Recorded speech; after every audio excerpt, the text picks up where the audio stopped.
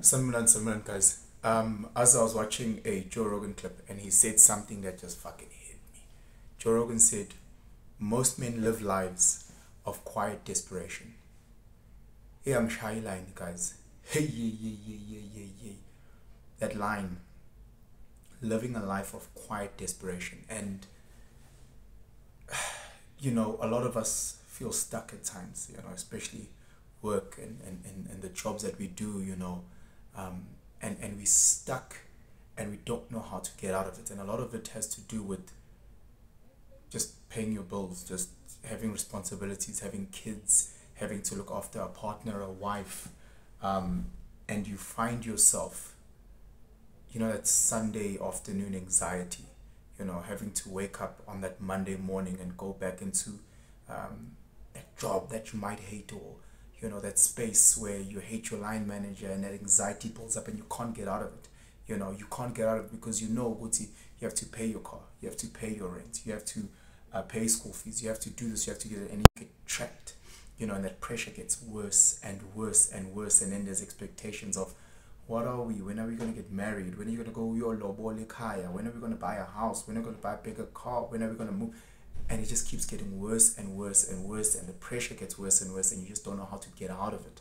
You know, um, it's so layered how um, different people get out of it differently. The way that he breaks it down, he speaks about it from a financial point, because he says, Uguti, you need to build a financial window. A financial window to a point where you put money aside. You put 1 month's rent salary aside, and 2 months rent, then 3 months rent, and then once you have that bit of a financial window, then you steer yourself into where your heart is. If you have aspirations of becoming a DJ, or have aspirations of moving into a total different career industry, at least now low 3 months of salary put away for you to actually put your head down and just start crafting, whatever the case may be. I've been in many situations where I hated going into the space that I've gone into. I hated it, and I look at where I am now and the blessings that I have, and I'm just going, shit, I can't believe I come from those type of places. I can't believe I was in those spaces. And again, for us guys, this is where the anxiety comes in. This is where the depression comes in. It's that quiet desperation, which you don't know who to talk to. You don't know what to say to who. Where do I turn? Financially on a good space, working on a good space. The pressure just gets worse and worse and worse, and you find yourself in the most toxic mental spaces. Guys, this video is just two guys. I don't know what challenges sisters go through. I'm not a sister. I would assume it's similar yet different. For us, it's clear, guys. So again, you need to start realigning yourself. So you work in a dead end job, you work in a job that you find very challenging. Just understand, with the first point is that you need to look inside. You need to look internally and say, okay, sharp, I put myself in this fucking mess. Take accountability, take responsibility, realign.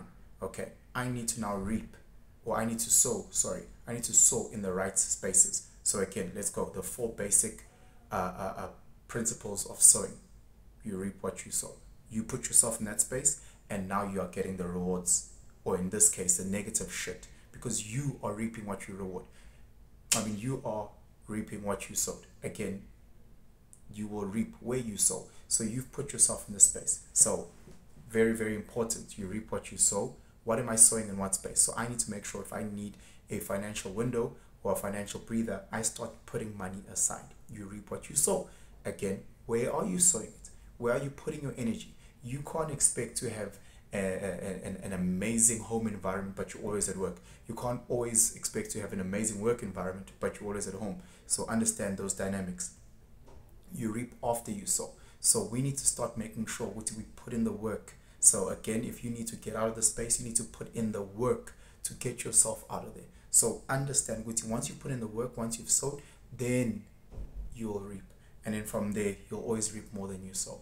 So understand, if you want to get into a space and you want to become this or that, the more you sow, the more you'll reap. Planting one seed, watering it, cultivating, will give you a big tree, lots of apples. That's the case. So understand those dynamics. Yes, we are in quiet, desperational situations, but we can get out of it by realigning. First and foremost, taking accountability, taking responsibility of the shit that we put ourselves in, and then trying to find ways to get out. If you're still going to blame this person or that person or that person or that person, it's going to be very, very hard for you to get out of your space. Again, there's obviously many factors. Maybe you're in a car accident, maybe you're in this. We get that. But once you are in here as a man, sit down, breathe, look at the guy in the mirror and say, I'm in this situation now. I got myself in this situation for whatever reason. How do I plan to get out? And then sow in the right places, sow in abundance, understand it will take time.